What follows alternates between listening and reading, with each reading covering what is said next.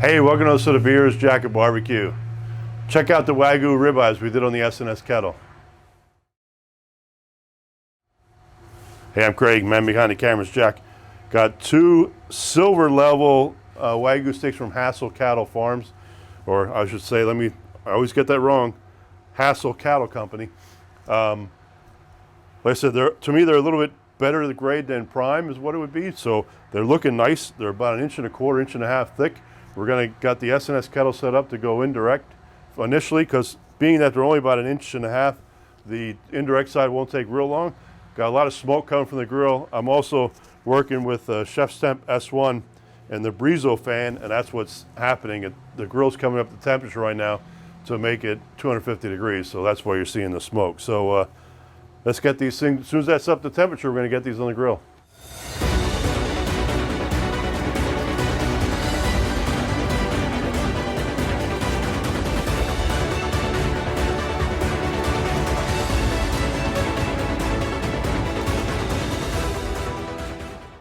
All right, we're gonna get the steaks on. You see the temperature's only at 226 right now. That's because I just had the lid open and cleaning the grates. But I wanted to get the steak started. The fan didn't kick on when I put it back on, because it must be recognizing that there was a quick drop in the temp, is my guess. So now we're just gonna let these steaks ride out till they get about 80 before we flip them, and then we'll keep an eye on what the Breezo fan's doing with the S1. All right, so the one steak just passed 80, and the other one's like at 77, so I figured we'll give them a turn. Promote some eating and cooking here. The Wagyu, you can tell, man, it's just nice and soft, and that's why the one's reading higher. I'm a little low, probably not hitting the exact middle with that one steak there. All right, when we get to about 110 or so, we're gonna pull them off and get the grill cranking for searing. All right, so one saying it reached 110 already, so I just want to kind of see where we're at with stuff here. That's only 105 there. That one's at 110. 103. We'll let them go for a little bit more, because the searing's going to be pretty hard on these, and they are thinner, so I'm going to probably let this get to about 115. So,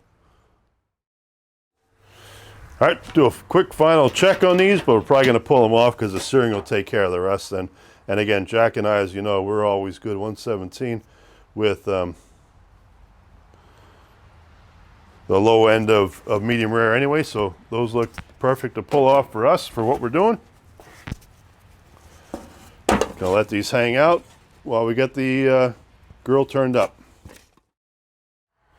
All right, so I set it for 400, and it's saying 399 right now, which was kind of cranking away there pretty good. So this is going to be good. I'll make sure I got everything on the turn for me here. All right, let's get these steaks on and start the searing.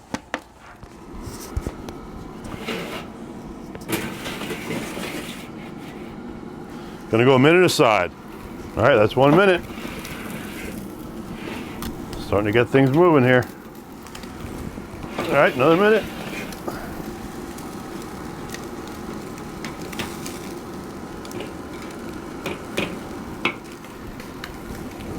See if this will be the last minute. Should be, though.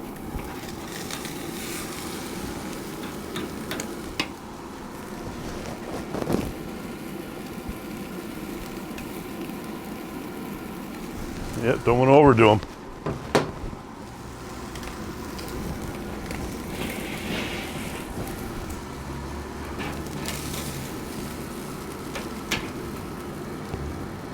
Yeah, it's looking good. I just want to get a touch more on that.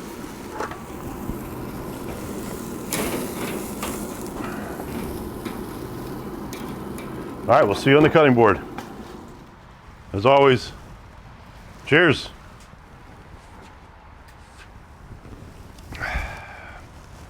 Here we are, and I'm using the S1 end of our cook. Should have mentioned a little bit before in the beginning, but we cooked two silver grade Wagyu ribeyes to show off these products as we're using them as well, from Hassel Cattle Company. Let's cut on these steaks and see how we did. Because it's not always about how the temperature runs and all those things, it's about what we get to eat afterwards. Wow, those are like butter. And that's like perfect medium rare for us. Always got some cap here.